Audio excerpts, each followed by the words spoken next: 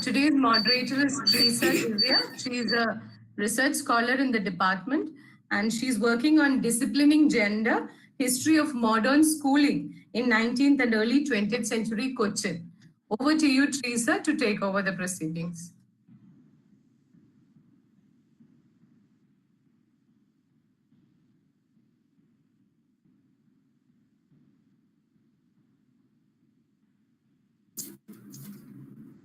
Good evening to all. Welcome to the 7th lecture of International Online Workshop organized by Department of History, Sri Shankara University, Kaladi in support of KCHR. Today, we have eminent gender historian, Professor J. Devika is with us to speak on literature and creative archive. Dr. J. Devika has contributed immensely to the discipline of modern history of Kerala, especially to the gender and politics in the region. Her interventions in the contemporary social analysis is multidimensional and internationally acclaimed. Dr. J. Devika's early research was about evidence of modern binary gender as a language of describing society and social change in the early 20th century. She is a voracious writer, published many books in the social science discipline. She also translated a number of books from Malayalam to English. Notable among them are Nalini Jamila's autobiography, the well-acclaimed Malayalam novel Arachar by K.R. Meera, and short stories of Sarah Joseph and K.R. Meera. She is a well-known Malayali historian, feminist, social critic, academician, and most importantly, a social activist in Kerala. I would like to invite Sitara IP, PhD scholar in History Department, to introduce the speaker and deliver welcome speech. Hello, can you hear me? Yes, you are audible. Thank you. Good evening to all. I'm very happy to welcome all to the next session of the workshop, Sensing the Past, Thematical Departure and Archival Researches. The dignitary of the day is Dr. J. Devika ma'am. Dr. J. Devika is a very familiar face in the academic scenario of contemporary India. J. Devika is a social researcher, historian, translator, and teacher. Presently, professor at the Center for Development Studies, Trivandrum, Kerala. She pursued her master's from JNU and PhD from MG University, Kottayam. She has written on the intertwined histories of gender, politics, culture, and developments in Kerala, and has translated literature from Malayalam to English and social science from English to Malayalam. She offers social commentary on Kafila online and maintains the website swatantravadini.in. Her publications include Engendering Individuals, The Language of Reforming in Early 20th Century Kerala, Woman Writing, Man Reading, Kulasriyum Chandapennum Undayadengane, etc. In her work, Kulasriyum Chandapennum Undayadengane, she gave us an alternative reading of Kerala history in a feminist perspective. Once again, I welcome ma'am to this program, and I also welcome all the delegates present over from the different corners of India. And I am sure this session will be thought-provoking and meaningful for all, one and all. Thank you. Thank you, Sitara. Now the platform is open for you, Devika. So thank you very much, both of you, and thank you very much, Shiva, for giving me this opportunity.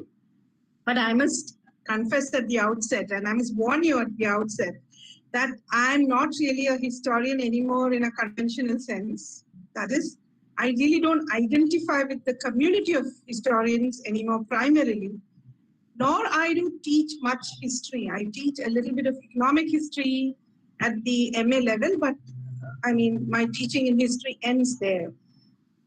I'm a historian only in the sense that I use the historical perspective extensively in the work that I do, which is to make sense of contemporary events in Kerala.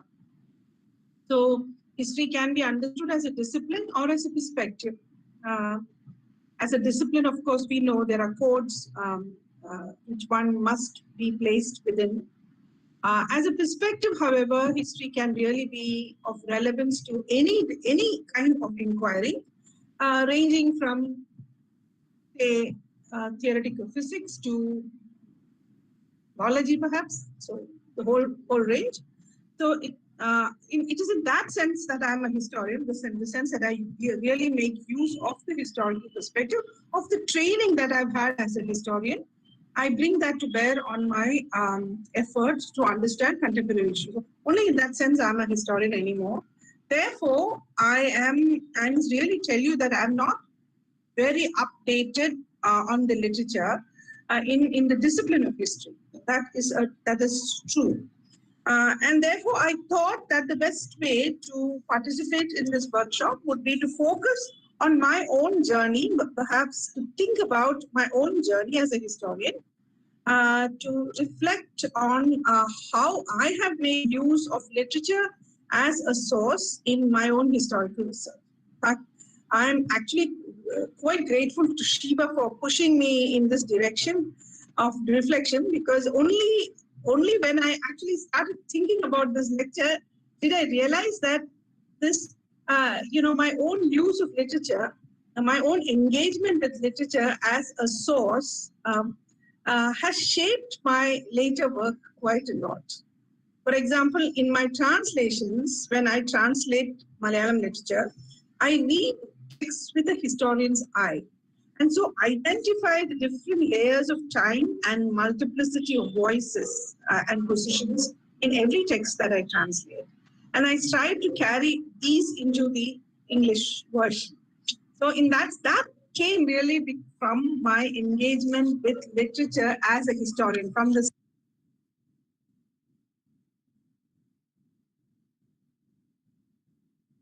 Devika, your mic has been muted. Could you check that?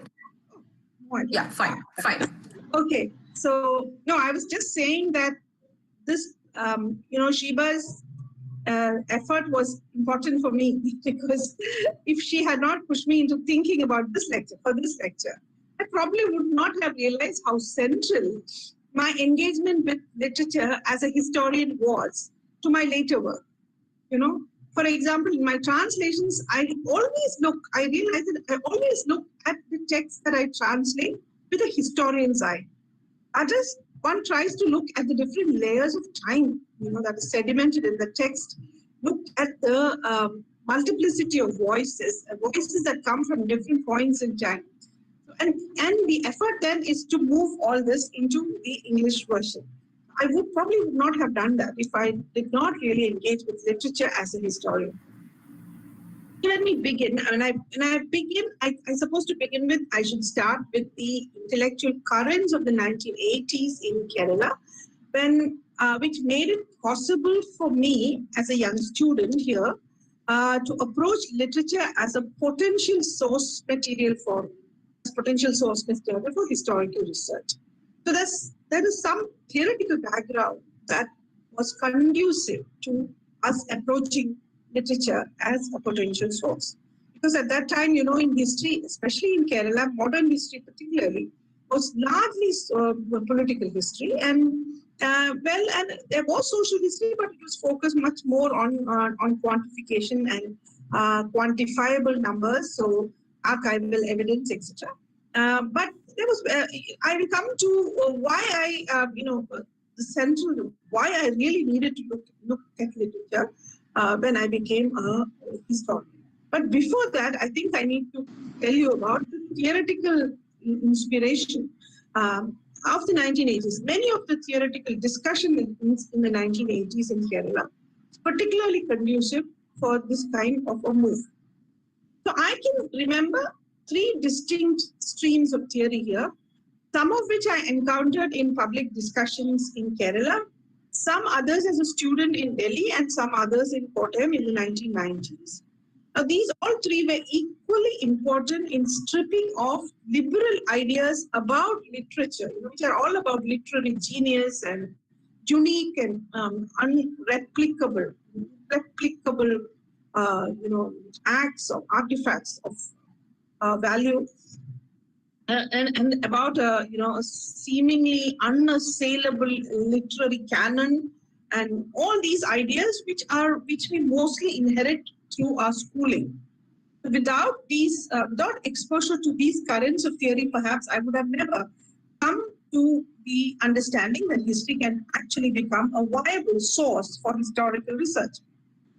So the first of these theoretical trends was a range of theories actually between, say, Russian formalism and French structuralism. Now, all of these claim to be engaged in the examination of language or literature or other semiotic artifacts, identifying their formal properties or categories or units of analysis or first rules of composition, etc. So, for example, French structuralism, for example, was much discussed in the 80s and basic introductory work on Saussure and others, and Levi-Strauss, for example. We already had in Malayalam, if I remember right, Dr. Rajan Gurukal's early book, not to mention structuralist Marxism, which was also quite well discussed here.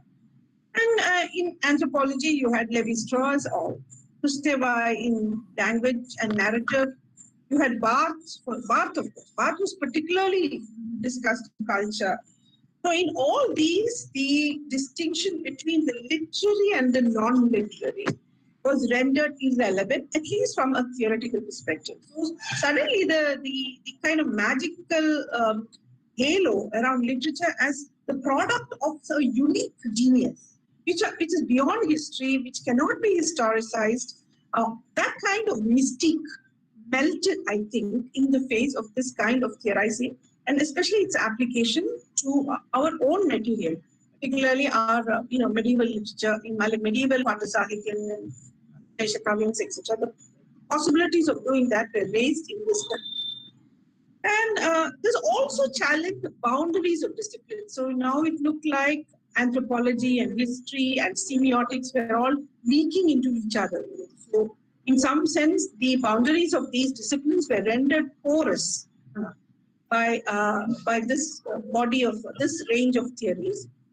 Of course, the thing is that despite the fact that it dispelled this mystique of literature, it did not really affect the text/context divide. So, in fact, very often, and there are some exceptions to what I'm going to say. For example, Barth was not like that. Nevertheless, most of these theories allowed us to analyze literary works as abstract linguistic narrative entities, which in and through which we may glimpse an abstract, universal, unchanging structure of thought.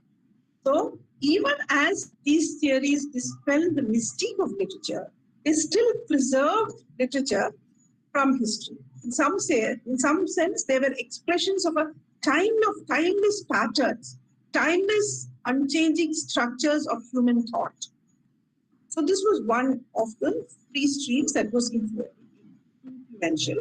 The second stream was the work of historians like Hayden White and Louis Mink. These insights, and particularly those of Hayden White, were crucial because they highlighted the similarity between history and literature, and this was an especially valuable insight. That is, how history was not automatically given by the past, and how the past events have to be rendered historical. They're not automatically historical. They have to be rendered historical through a figurative initial, which could then be conceptualized as a kind of story. So Hayden White's insight about how you turn the past into history, I think, is extremely useful and important at this time. And especially White especially emphasizes how both literature and history could possibly be treated as two different kinds of artistic writing. That is, that differed from ordinary speech and writing by virtue of the use of a number of tropes and devices like metaphors and metonymy and so on. So remember, this is also the time when you're reading like Natalie Simon Davis's wonderful book, The Return of Martin Guerre and so on. That book appeared in 1983 in English, and I think I read it in 1988. Zebon Davis, for example, I mean, it's difficult. In that is a book that actually looks like a novel. You know, it is a work of history, but you would enjoy it like you read a novel. So, to me, the idea that the events of the past are not automatically historical and that they must be worked up as possible objects, and that one could here choose a historical register or a literary register or a novelistic register was particularly important. And later on, especially when I began to seek a history of anti-patriarchal discourse in Malayalam. So this is the second body of the second kind of theoretical debate in the 1980s that shaped my own journey as a historian who engaged actively with literary sources. And the third stream is that of new historicism and discourse analysis later. So new historicism, which pointed to the culturally specific matrix of texts as products of particular periods and discursive formations, while simultaneously pointing to how history was itself mediated by linguistic forms. That was quite revelatory to many of us. So, the new historicism has a very, very interesting kind of methodology, especially in the early stages, the early phase of new historicism. So, they first breach the text context barrier, and then they place the literary work within its broader and narrower historical context, and recovering the text's historicity. And then they connect these with the present of the reader. So that was the methodology, very brief. And new historicism, of course, became very, very widely discussed in university circles in my time, that is the 1990s. And it was quite powerfully convincing also to many of us. And for me, the passivity that one attributed to texts actually imposed on the text by one's own reading of it from the present was quite effectively dissolved, I think, by new historicism. And the irreducible historicity of every text became quite visible to me. So these were the broad theoretical currents of the 1980s, which shaped my own work as a historian. But then the immediate context in which I turned to history as a source of literature, as a source of literature as a source of historical research, came from my own personal interest.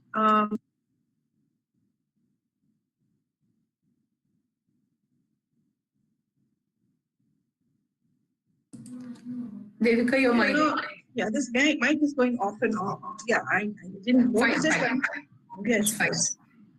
Yes, so my interest in history arose from a very personal interest in understanding what one could describe as a gender paradox, which we were all living through.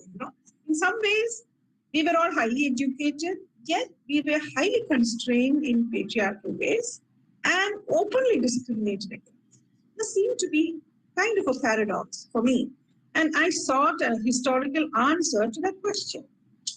Now, so therefore, besides the three theoretical debates, discussions that I mentioned, the prevailing wisdom on the history of women and gender in the 20th century. Am I audible now? Yes, Devika, please go ahead. Okay. So the 20th century was an important reason why I had to turn to print materials as a source. So in a sense, I was kind of setting aside my training from JNU, which focused largely on the archival materials. I realized that if I just use the archival materials, then I probably will not be able to challenge the reigning wisdoms in 20th century, in the history, the prevailing understanding of 20th century Kerala. Now, for example, the category women was not absent in the dominant progressivist narrative. It was very much there. In fact, it was very much central. because the liberation of the Malayali woman was a very important strand in the narrative of liberation that framed our understanding of Kerala's 20th century in both academic and non-academic discourses. Story of how woman, and here this woman usually referred to the Nambudiri woman, was rescued by social reformer. The male social reformer was entrenched, and I don't know, maybe the young people of this generation don't realize how central this figure was, how central V.T. Bhattacharya was, and how central the hapless Antarjanam was. Only those who lived through the 1980s would probably remember how central it was. It is no longer that way, I realize. Now, and when some women were identified with agency, they were usually conferred that by male literary authors. And more often than not, this was the case. A good example, of course, is that of Kuriyada Dattatri.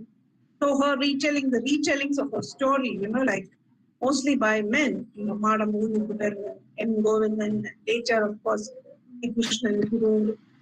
It's these people who are looking to grant her. Of course, the exception there is Lalitambili Annadan, but it's very interesting how even her retelling of that story, does basically make some critical adjustments within the larger terms set by these authors, by a certain male authorship.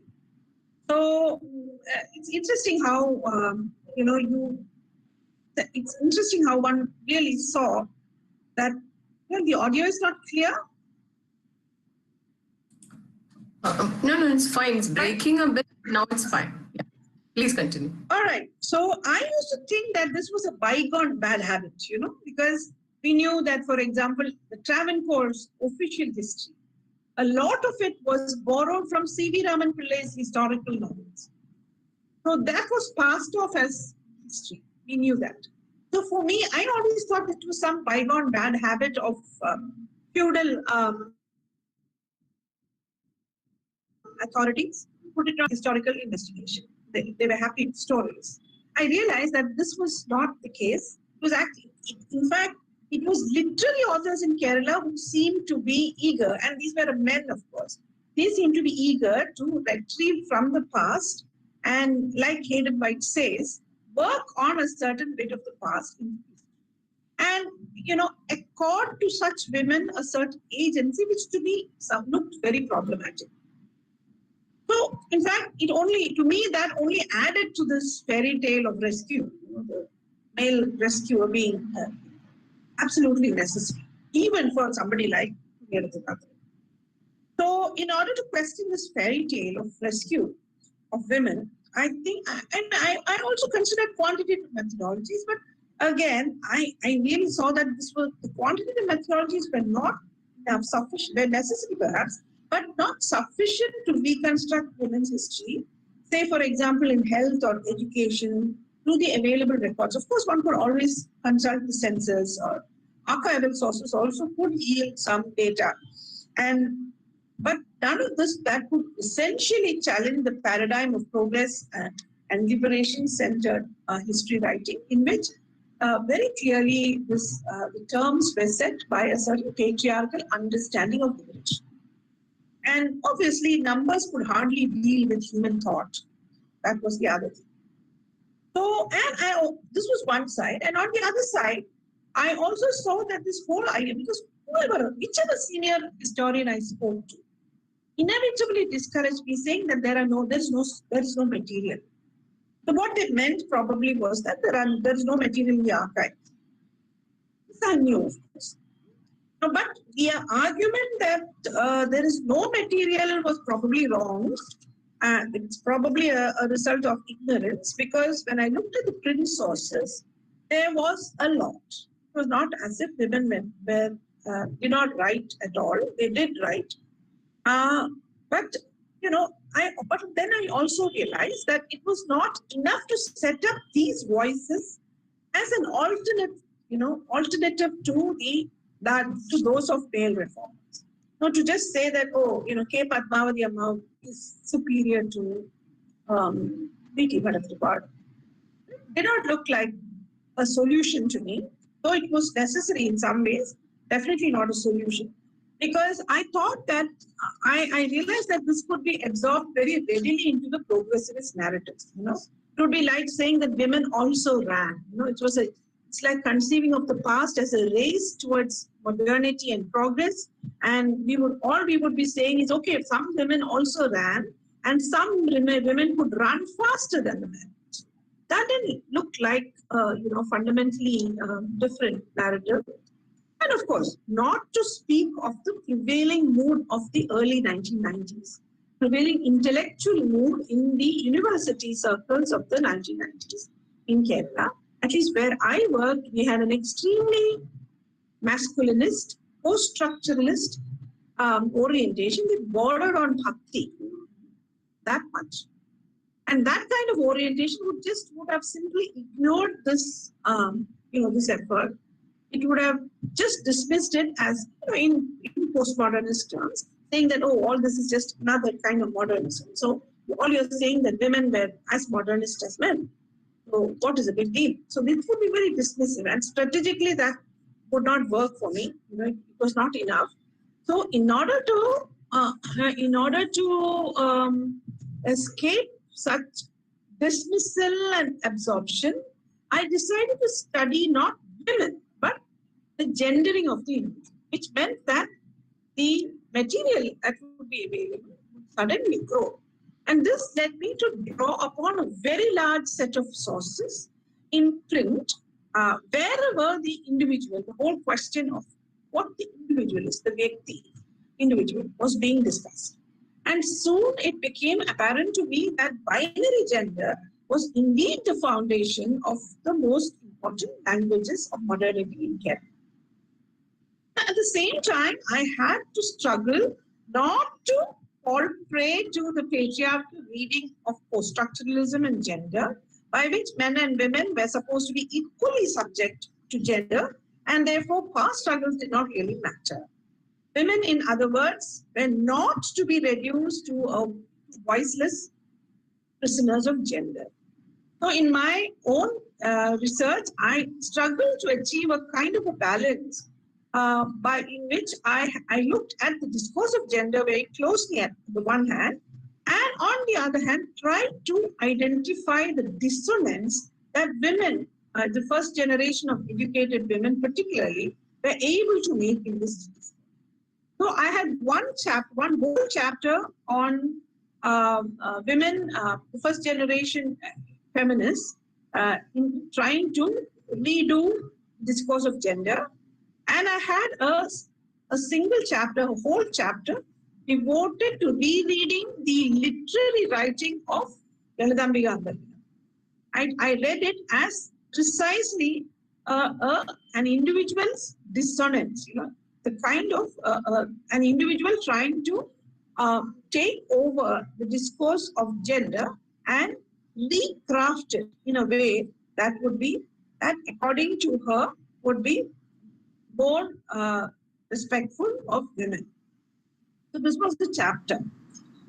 So obviously, so literature became and wide. And then as I read, I kind of this was also the time when discourse analysis became very fashionable in again university circles in Kerala. And this gave me and discourse analysis was particularly useful because you could now actually breach the text context divide, fully.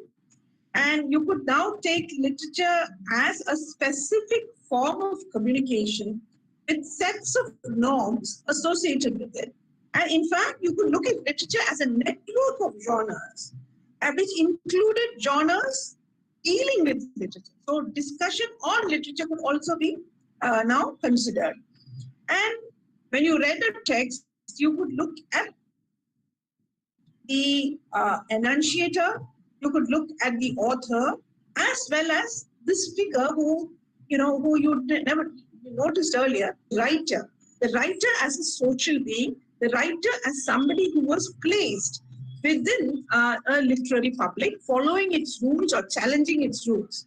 So, and of course, it was evident to me by then that the field of literature was one that women had special access to. So not only did were women accepted as properly gendered for literature, so women were supposed to be full of literary potential. You know, in some ways, women were supposed to be good with words and emotions and so on, and therefore they were supposed to be particularly suited for literary pursuit.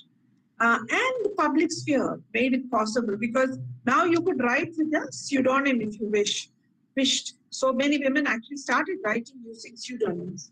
So this was a possibility opened to them by the public sphere.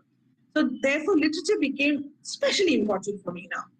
And literature as a was at once a site of the enunciation of modern binary gender, and the literary public sphere was structured by it. So both made it very important. And as Stephen Greenblatt points out, you know, the new historicist, the proponent of new historicism, Greenblatt points out, each enunciation is different. You can never repeat yourself fully. Every reiteration produces a tiny difference. And so exact duplication is almost impossible. And modern literature then became a practice of the self for many first-generation educated women. And many were seizing the opportunity, say, for self-fashioning in and through it. So here one could clearly discern how prominent literary women of the 20th century were crafting their own selves and, you know, by using the terms set by the broader discourse of gender, but at the same time changing it in a fundamental way. So so once I was through with my first work, another work I already had decided then and there that I would actually attempt a brief a history of the literary public. Now I was in a situation where the way I placed myself in the academic world did not permit me a lot of time to do that. So I did write a small book. It's called Woman Writing is Equal to Man Reading? ? I admit it's a strange title. But in this work, I tried to trace the history of anti-patriarchal literary writing by women in Malayalam in the 20th century, trying to make sense of the literary public as made up of many discursive communities. So this work conceived of Malayalam literature as a discursive field in which various positions come to it. That every field is a space where different positions come to it. So in Malayalam, the Malayalam literary field, there were and are many structured, competing, discursive communities that discuss universals, you know, like gender, for example. But these are very local. I mean, these are all based in Kerala. They're very local. They're small groups, usually privileged groups of people. And they're also highly male-centered. And therefore, I call them, in these circles, I call them homo-aesthetic circles. Homo-aesthetic circles, drawing upon the work of another literary theorist who talk about the her meaning is slightly different from mine. I adapted that term for Kerala's context. So here it became possible to trace the genealogy of feminist thought in Kerala through the literature. So this is the interesting thing. I realized that women used literature actually as a discourse to debate frameworks of gender. So Saraswati Amma has a certain framework of gender which she is advancing through her literary writings. Andarjanam has another. So do Sarah Joseph or Madhavi Kuti or Rajalakshmi. So this kind of people. So in other words, each of these women were engaging with the prominent homo-aesthetic circles of their time. In fact, some of these engagements were extremely traumatic to these women. And in Andarjanam's case and Saraswati Amma's case, as well as Madhavi Kuti or Sarah Joseph, in fact, traumatic enough for them to actually die, like Rajlakshmi. So these engagements were often really traumatic, but these engagements were real. And out of these engagements came new aesthetic proposals.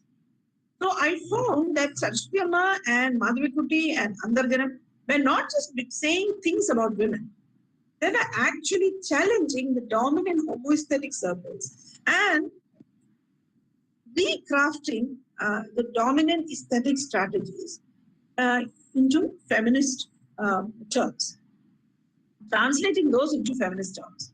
Now, this, my account, was also aimed at replacing a teleological account, which was dominant at that time, which used a present understanding of feminism as a standard to weigh and judge women's anti-patriarchal writings from earlier times. And here I'm referring to Sachidanandan's much discussed preface to Sarah Joseph's collection Pavatara, where he devises a kind of a teleological understanding where feminist writings are graded on most progressive, more progressive, least progressive, most progressive, and so on.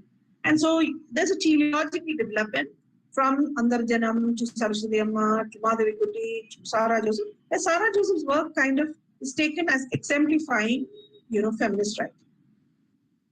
Now, finally, I want to come to Swatantriya Vadini, which is what I am doing now.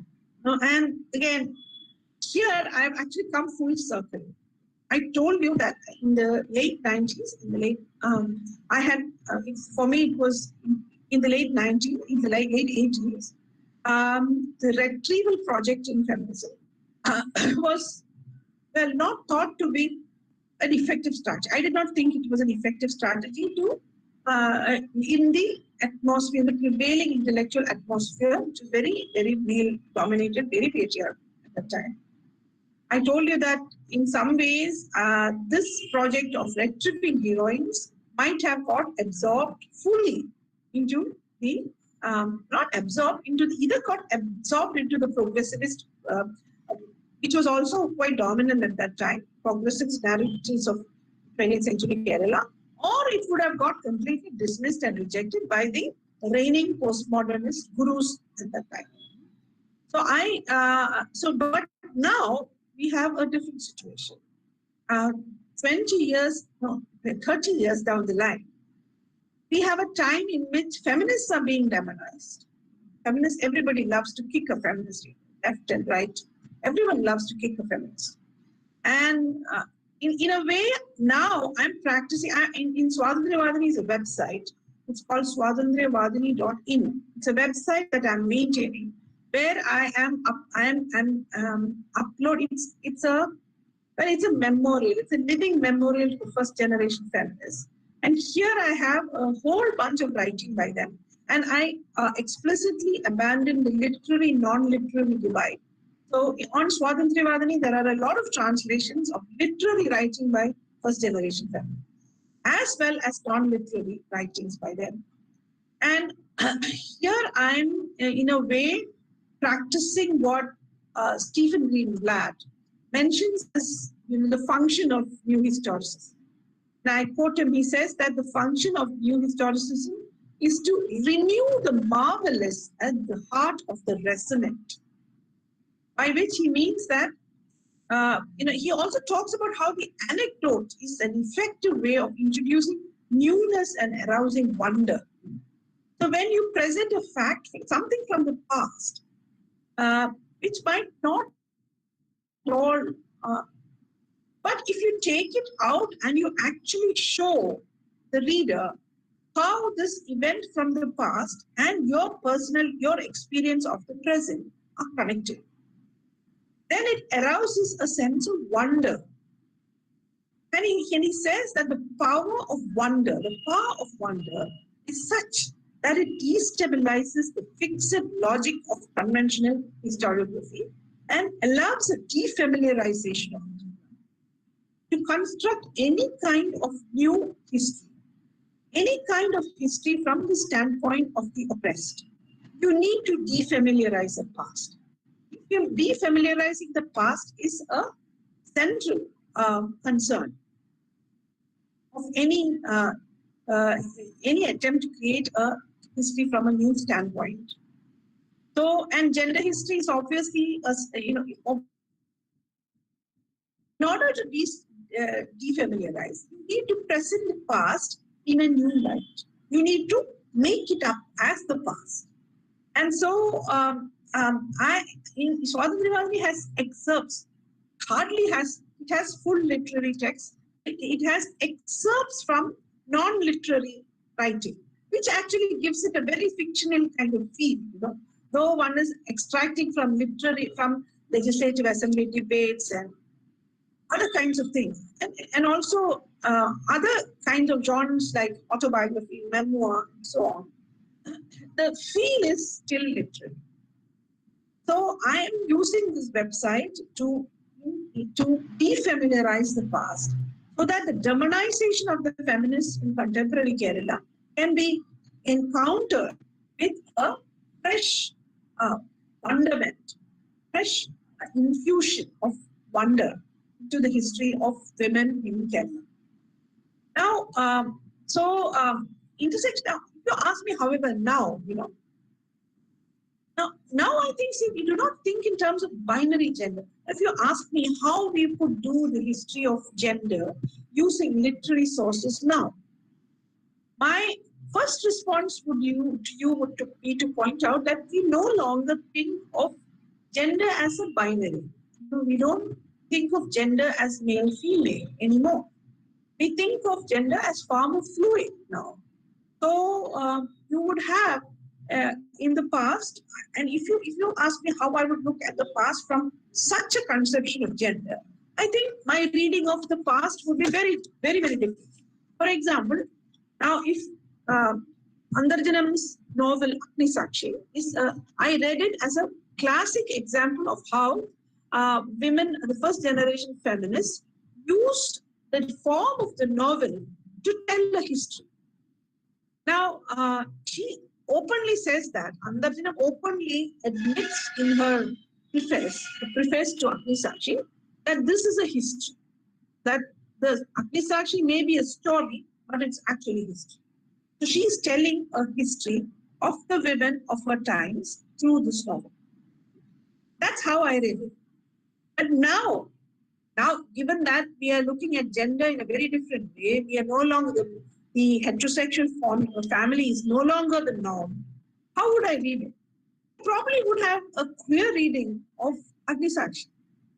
Because in Agnisakshi, of course, we know that the two central characters, Tankam and Devaki, when the moment of their party is marked by a promise to each other that their children will be each other's children. That is, Tankam, Devaki says that your children will also be my children. That's how they part. So this is, I would read this as some kind of a longing, a yearning for an alternate family form, where two women could settle together with their children. And this is probably, and I would extend it, I would probably use it to interpret the end of the novel. You see, at the end of the novel, the culmination of the novel is when Tankam brings her son to Devaki and submits him and literally gives him to her. So in some ways, Tankam and Devaki come together. At the end of the novel, they come together and they symbolically perform this alternate family. And however, the limits of, because Andarjanam functions within the limits of heterosexual gender, there can be nothing else. And therefore, the novel has to end in a metaphor. So the novel ends in this metaphor of a sea of milk, an ocean of milk rising. So that's how I would read that. Saraswati Amma, for example, I would have read many of her texts as queer texts. A clear longing for a world of women, of a private, a homosocial private of women, and a gender-neutral public. Or say, a novel like Indulekha, for example. I would have read Suri as a queer character. Now remember the conversation between Suri Namboodiripad and Indulekha. And Suri Namboodiripad asks her if she's interested in Kathakali, and she gives him quite a sharp retort. And then he asks her, do you know, he describes this young man who plays a female character and asks her, do you know what he looks like when he has the makeup on? To which Indulekha says no. And then Suri says, he looks like you. Now that is a clear suggestion. That's a suggestion of clearness. For all these aspects, I would have taken into account, and I would have interpreted the text in those terms. Also, I would say, now given that this is our, now we know very well that now that our understanding of caste has become, and the intersection of caste and gender has become much sharper than it was in earlier times. I would have probably pushed back my timeline to the 17th century. And I would have understood the caste system itself, the whole Janma Bhedam order itself, in very different terms. In order to make, in fact, I would have tried to understand that past in terms of an intersection of the histories of resistance to caste power, non-binary gender, and the body. For example, how would you interpret? And this would have to rest solidly on literary evidence. On literary evidence coming from, say, the work of Unai and Ujjadambiyar, and myths like that of Nangeli, legends like that of Nangeli. You know, the legend of Nangeli, for example, and other stories would be the resource for this. And so you would think about pre-colonial Malayali society. You know, if you think about it, it is the Sankalpa Swargam, you know, according to the suggestions of Kerala and so on. The Brahmanical Kerala is the Sankalpa Swargam of the Brahmins. So, Brahmins are Bhudevas, Shudras are the Yaksha, Gandharva, Kinnara, the servant class in Swarga, and the others. So, what is the labor power that kind of powers this heaven? Well, that is objective. In heaven, you don't need this. You have, you know, the Kama Dhenu, and you have all these other things. You know, Kama Dhenu, which produces food, etc. So labor is not necessary in heaven. But in Kerala, the Sankalpa, so the Malayali society, which is the Sankalpa Swargam of the Brahmanas on the earth, labor power is necessary. And the reproduction of the Brahmanas is also necessary. In heaven, it's not necessary, since all the Devas have had Amrita, so that keeps them. There's no need to reproduce. But on earth, you need to reproduce. So Brahmin women and Dalit communities have to be abjected. They cannot be just deprived. They cannot be just oppressed. They have to be abjected, kept away completely. And they have to be rendered completely invisible. You should not see them. You should not hear them. They should be killed at will. They are merely objects of production. They are mechanical objects that produce. This is how it was in Brahmanical Janma Bhedam order. Now, this idea, what I'm telling you, emerges from the literary sources and the myths and legends that survive from that time. So, Nangeli's struggle looks like a struggle for the body. Leave alone gender. First, the right to live in a female body without paying tax. That is what Nangeli's struggle is all about. So now I'm telling you, so therefore there is literary evidence, and here it is definitely literary evidence that allows you to reimagine the past in these terms. And so, taking a cue from Hayden White, I'm going to stop with this question. Maybe we need new modes and genres of presentation in writing history. Now, in Kerala, the job of writing history in a big way has been borne by our novelists, writers who have actually retold the past in very significant ways that influence people. I'm leaving you with this question, whether instead of just engaging with literature, should we not try to think of ways in which history as a form of writing could harness the power of literature. How we can do it without compromising standards of epistemological epistemological compulsions under which we all live. So I'll stop that. It's nearly an hour. I will be happy to answer any questions. Is that okay, Shiva? Yes, Devika, that's fine. Do you want to take a break or something? Hamachi, it's fine. Yes. Okay. Teresa?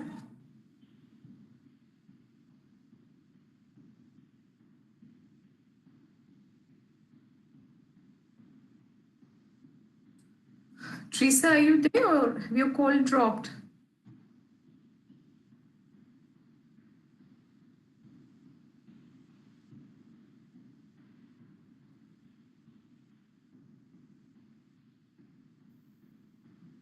I think our moderator's call has dropped. I think I can read from the chat. I can see a few questions on the chat.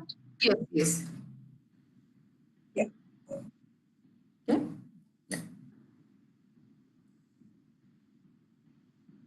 Yeah.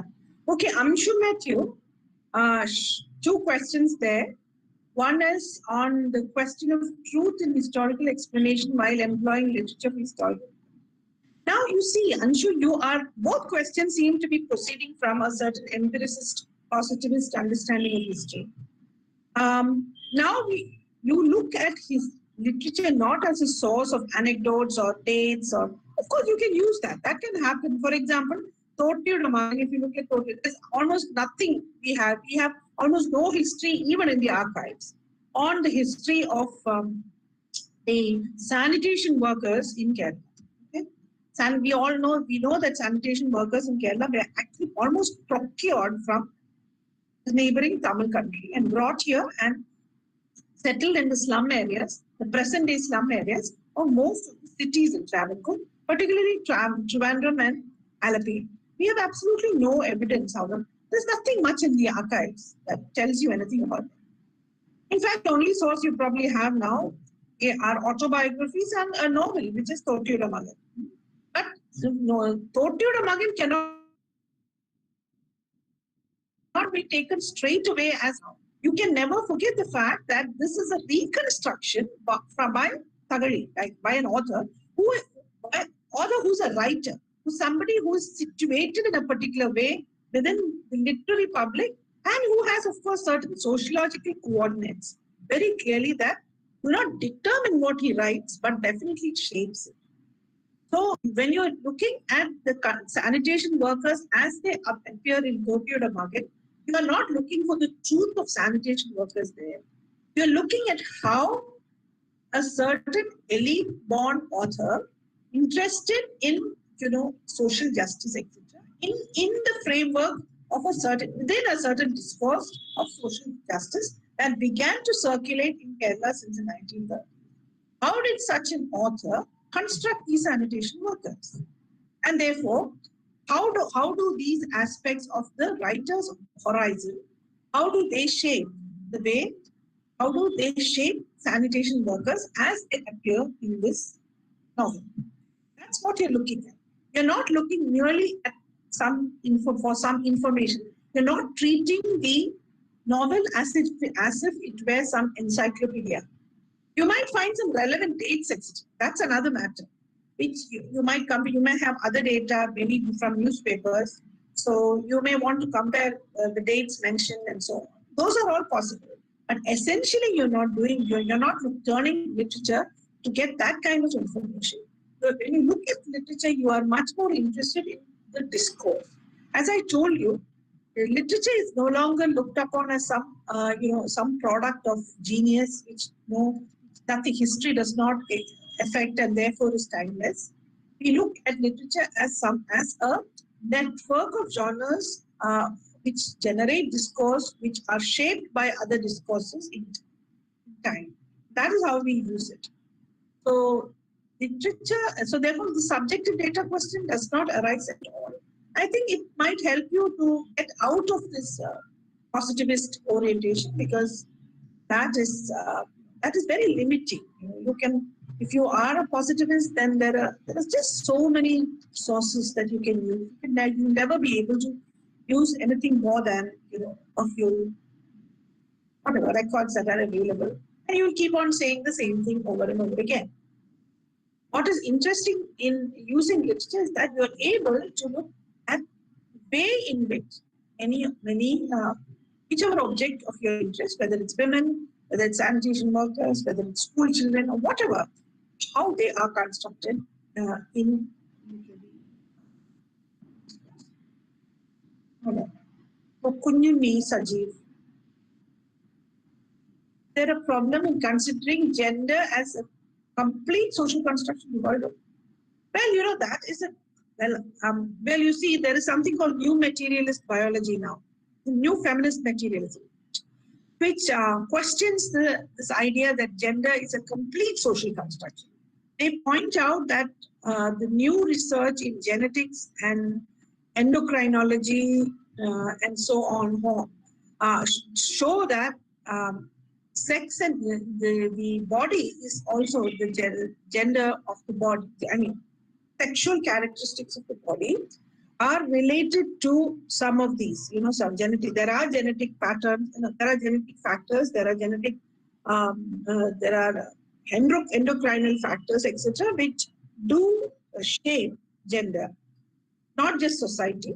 However, just because the fact of the matter is that the performed gender, what is called the performed gender that you and I possess, is not exclusively from social conditioning, nor is it exclusively from the biological aspects, that is the genetic and the endocrinological aspects. In fact, they point out that these actually shape each other tremendously. So if you have, say you have a certain genetic configuration, that will be activated only under certain circumstances. It does not get activated always. If you have, under certain social circumstances, your endocrinological profile can change. So this is what determines gender, not just society or biology. So the opposition that we usually pose between biology and society, they claim, must be rethought.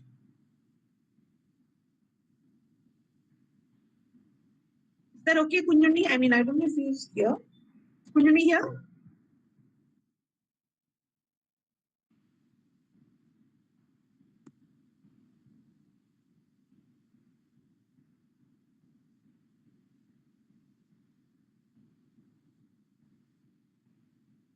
Kunyuni here?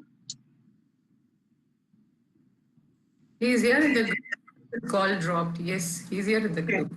All right. So, ready?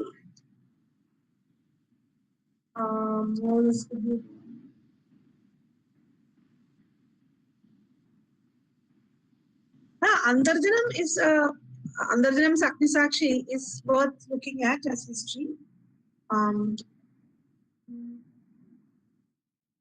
So many others. Harish, Misha, this new controversial novel of Harish's could also be such a reconstruction of the past.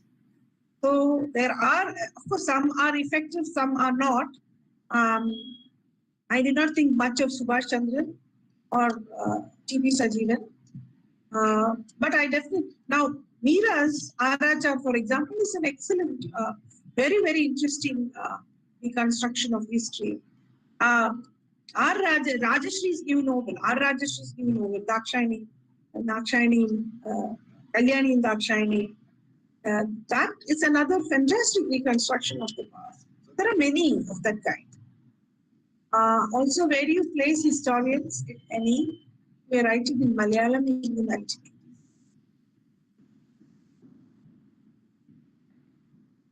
Well, I think the ones I respect the most from the 1980s and 90s are the Dalit historians who did a great job, who used all kinds of material, and in fact, much before these theoretical discussions were in their place, actually breached all these divisions between literary and non-literary sources. They also refused to dismiss myths and legends. And in fact, even now, I mean, it's so surprising that even now we continue to ask questions like, oh, but Nangeli's protest, there is no evidence in the past for Nangeli's protest. It's such a impoverished view of this. The point is not whether Nangeli's incident was a real incident or not. What it tells us about power is the important thing. And that is how, once we try to understand the Nangeli myth, unless we have evidence to show that the Nangeli's myth was fabricated sometime down the line, and we still don't have any evidence for that. If we, in fact, as long as we don't have clear evidence that it's fabricated, then, and if you triangulate it with other sources, clearly there is very good reason for us to think that the myth makes sense, helps us to understand pre-modern power relations. The point is, what I'm saying now was practiced much earlier by the Dalit historian, Chandari Shevi, and many others. Dalit Bandhu Jose, N.K. Joseph's work, many others. But they are never really acknowledged as historians. They're all considered to be amateur historians.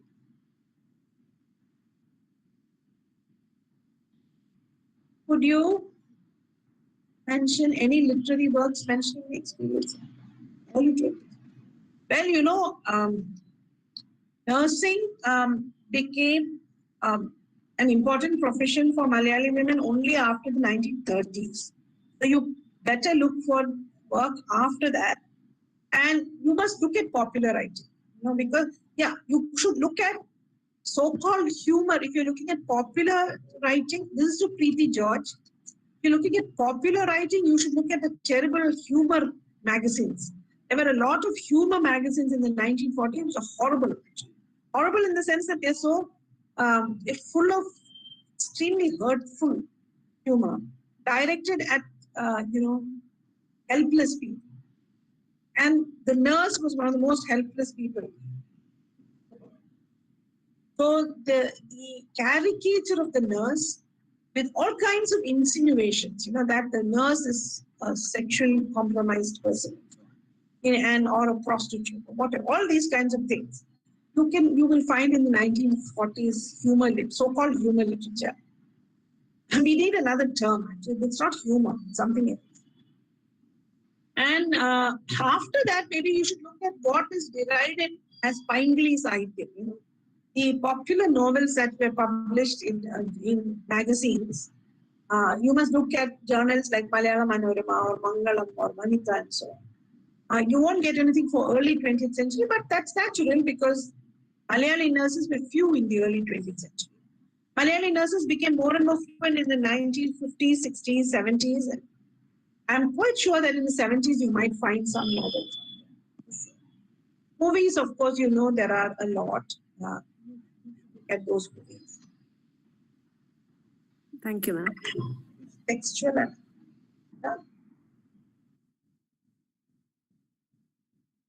Textual analysis is the predominant method of engaging with literature. Can you talk?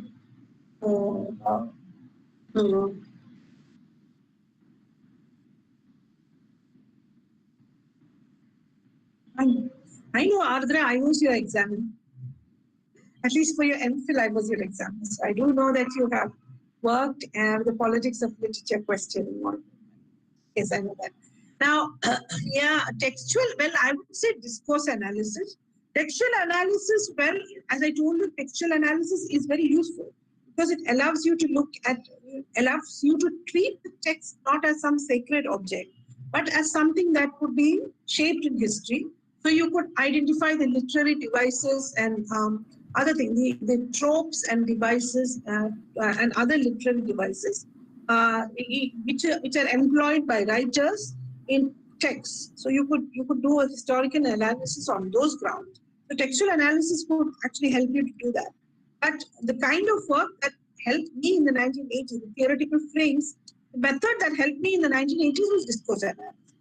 Once you treat literature as discourse, as participating in discourse, it's not the same as discourse, but it is part of discourse. It's a kind of discourse. It's a kind of form. It's a form that can participate in different discourses. So once you take that into account, the textual analysis allows you to make sense of the form. And discourse analysis is what allows you to place the content, understand the content, and for this, discourse analysis breaches the text context division. So that helps you to understand literature as a form of discourse. So in methodological challenges faced by us in interdisciplinary studies using, so I think this should work. This should be enough because in interdisciplinary, when you mean interdisciplinary, you mean say a work of sociology that wants to use literature. In that case, yes, because literature being a form of discourse, because maybe you're doing a dissertation on the family, a sociological dissertation of the Malayali family, and you would definitely want to look at the representation of the ideal Malayali family in society, and a very good place to find that is definitely popular literature, popular forms of literary writing, because you will have to take into account the possibilities and constraints of that form. But definitely you will be able to find these. Of course, therefore, the representations will be shaped by that form, right? But if you take into account both, then you can provide your readers with a rigorous account on how the representation of family is reproduced, reiterated, circulated, modified, etc., through literature, and how the very form of literature that shapes this presentation. And you can also see how that seeps into policy. You can also look at the intertextual sharings in, say, for example, policy discourses on the family. So,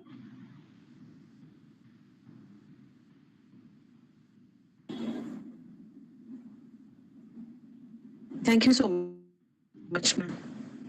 Do we have time for more? Because there is another question. Anjali PR has a question. Yes, we have enough time.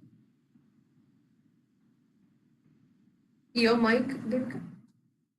Yes. Srinivas Rao has a question, but again, I have already addressed that in my earlier response to Anshu.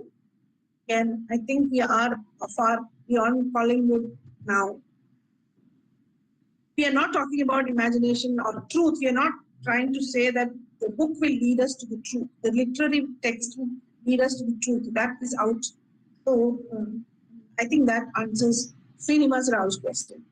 And Anjali, how do you deal with the question of authorship? And that's what I was trying to say, that besides the enunciator and the author, you have what is called the writer, and the person who writes this book, the person who is situated in specific discourses, who has a certain sociological, set of sociological coordinates, who functions within a certain number of a certain network of institutions that may be literary and non-literary. This definitely shapes the writer. So I'm saying that you need to pay attention to the writer. As for authorship, once you're talking about, because you see the problem is discourse, a certain interpretation of discourse analysis says that you don't need the author anymore, that the author is not important anymore. What is important is the discourse. Yes, at one level, yes. But for those of us who are interested in, I think, more than just the discourse, those of us who are interested in the politics of discourse, we cannot really afford to ignore the writer. That's what I think.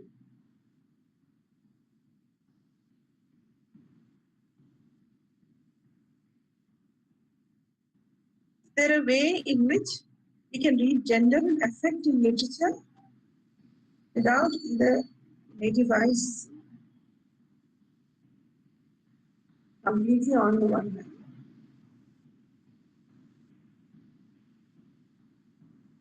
The meta narrative of this.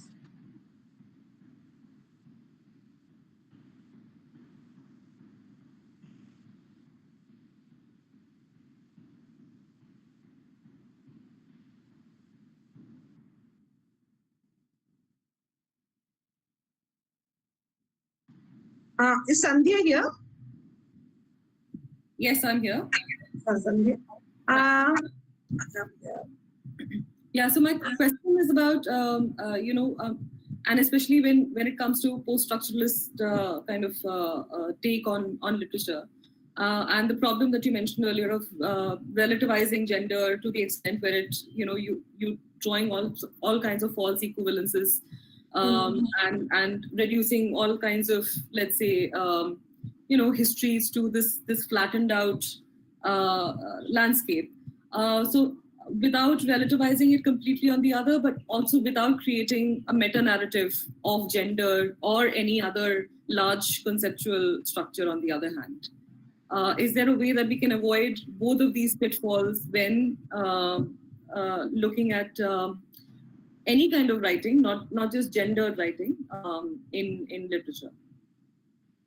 Well, I think that's a very, very empirical challenge, I mean, I think you can actually do it. And I think this is what I wanted to, this is roughly, not exactly, but this is exactly almost what I wanted to point out when I told you that the particular the circumstance, intellectual climate of the early 1990s was such that I needed to create this careful balance, I'm just asking you if I'm right, because for me, the challenge was that on the one hand, if I focused on just the voices, treated them as absolute, then it would be very easy for the progressivists to just absorb this and silence it.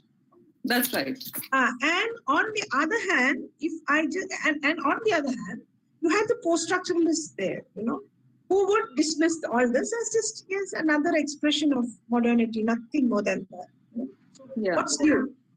Yeah. So that was my challenge. So somewhat similar to what you are mentioning here, because either you had to kind of relativize and say, okay, I'm just going to do this, or you fall into this trap of, what the postmodernists want you to do, which is to look at gender, then you flatten out politics, you kind of totally remove it, and you say that, okay, men and women are equally affected by discourse, are equally shaped by discourse. So then men also suffer the violence of discourse. So why should we? That sort of, so there was this either or veering between the two. You had to be very careful. You could do neither. So you had to, on the one hand, accept this, accept the post-structuralist invitation to look at gender rather than women. Right. But at the same time, make sure that you did fall into the trap that was ready, that prepared and there already. So that's why literature became so important for me as a historian. Because in literature, you had, this was a space where, of course, the shaped by the discourse of binary gender. The literary institution itself was gendered, but it was a place where women as writers refused to be reduced to authors, and they kind of reshaped it as a place where they could try for, became a technique of the self for these women. And so then they were reiterating gender in a way that would just be not a duplication. So literature allowed me to negotiate that. So I think in narratives also, I think you have to probably look at, depends on the kind of narrative that you might want. Within whatever narratives you're examining, you probably have to look at some particular genre of narrative where you can actually see, some kind of an effort to balance or avoid both extremes. Perhaps what you might have to do. Thank you.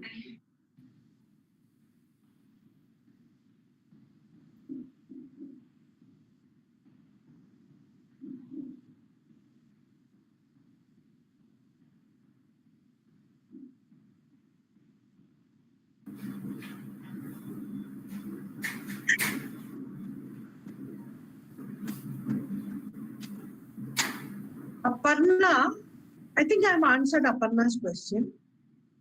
I never said literature reflects society. I said literature constructs society, not reflect. And the politics of that construction is what is of interest. Nina Abraham. Thanks, Devika. Are there letters of the early women writers? Yes, well, there are no letters, but there are petitions, there are autobiography, excerpts from autobiography, memoir. I don't have any letters, but if you can share, then I'll be very happy to include them. Do you find the difference in their literary and non-literary work and in their letters? No, I told you I don't have much letters. I mean, I don't.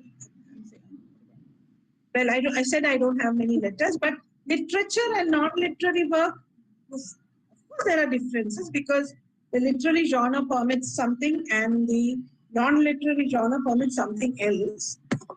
Yet, it's interesting how an important common feature that binds some of the best literary authors, Malayalam authors, female literary authors in Malayalam, is that they inevitably use the literary register to write about non-literary events.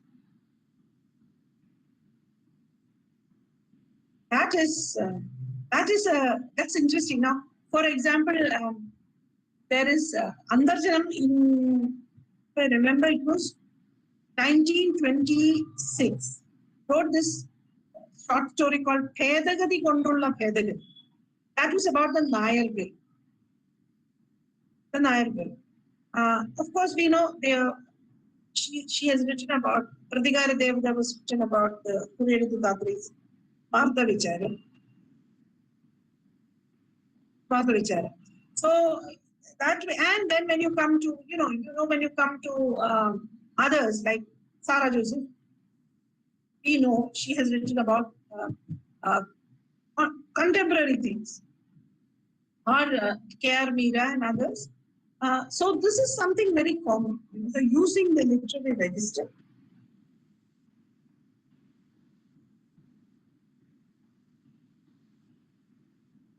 No,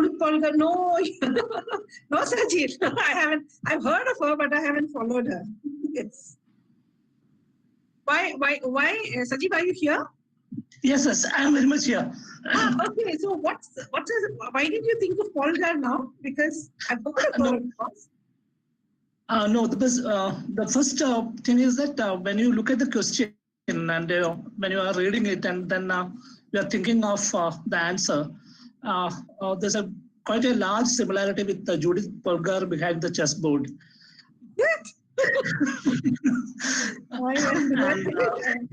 And that is a big puzzle which has to be solved in the sense that from a feminist perspective, the path that Judith Polgar has taken, she has defeated almost all the great champions. I know. I mean, that's why I was like, yeah.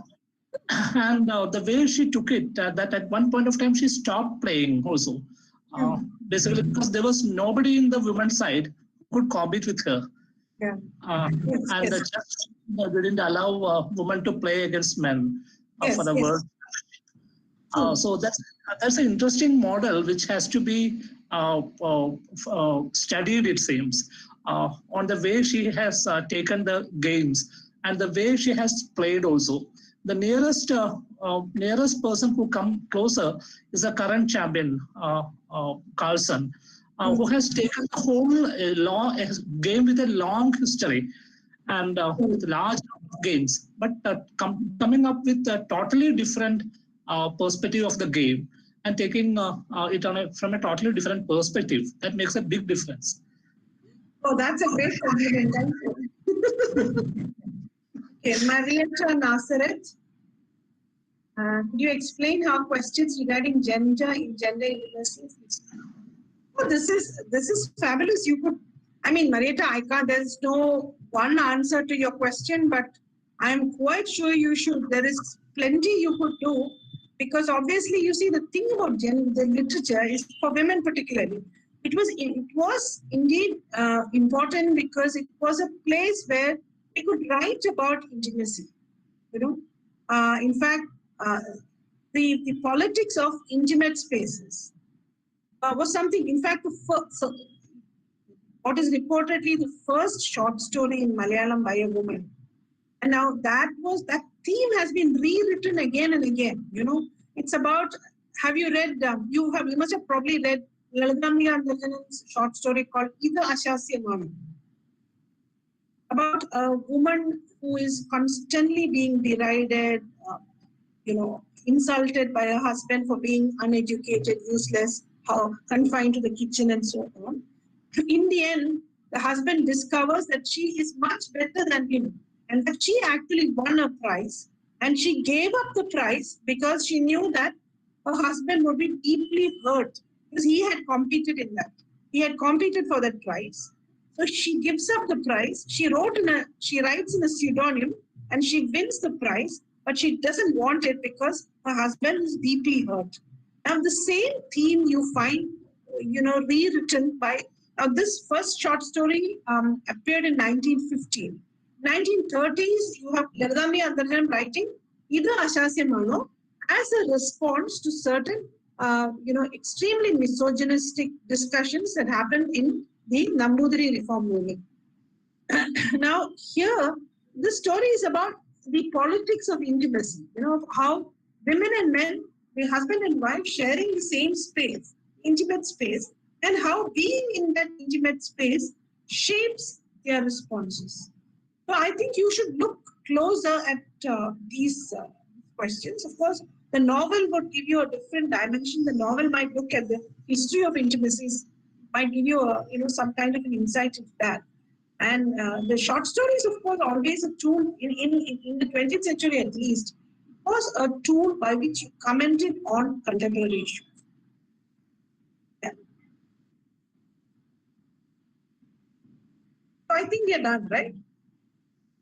Are there more questions? I think we are done. Unless somebody wants to ask.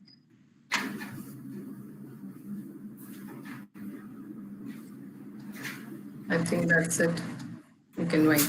Yeah? One sec. Teresa, are you here? Yes, ma'am, I'm here. Thank you, Devika, ma'am, and participants for making this session very interactive academic one. I invite Abdul Basit, MPhil student, Sri Shankara University, to deliver vote of thanks. Good evening to all. It is an immense pleasure for me to express my gratitude to everyone present in this session. We are grateful to Dr. J. Devika for expressing her views on the topic Literature and the Creation of a Gender Archive. Dr. Devika has shared with us different shifts which she took in her journey towards writing gender histories. She also talked about how history can be also traced through literature, and how women's literary writings can be read in a way as to understand the histories of women of the time. She has also talked about how the same writings can be reread from a queer perspective. She has also made sure that despite the numerous questions asked, she has answered all the questions in the chat section. On behalf of the Department of History, Sri Shankaracharya University of Sanskrit, Kaladi, I express my sincere gratitude to Dr. Devika for her insightful talks and for making the webinar effective and informative. Thank you, ma'am. Thank you very much. I would also like to thank Kerala Council of Historical Research and Sri Shankaracharya University of Sanskrit for extending support to conduct the webinar. I would also like to express my deep sense of appreciation to the technical support provided by the organizing team. Last but not the least, I would like to thank each one of you for your active participation all throughout this webinar series. Thank you all. Thank you so much, Devika. Then, yeah, thanks a lot again. Yeah. So see you. Bye.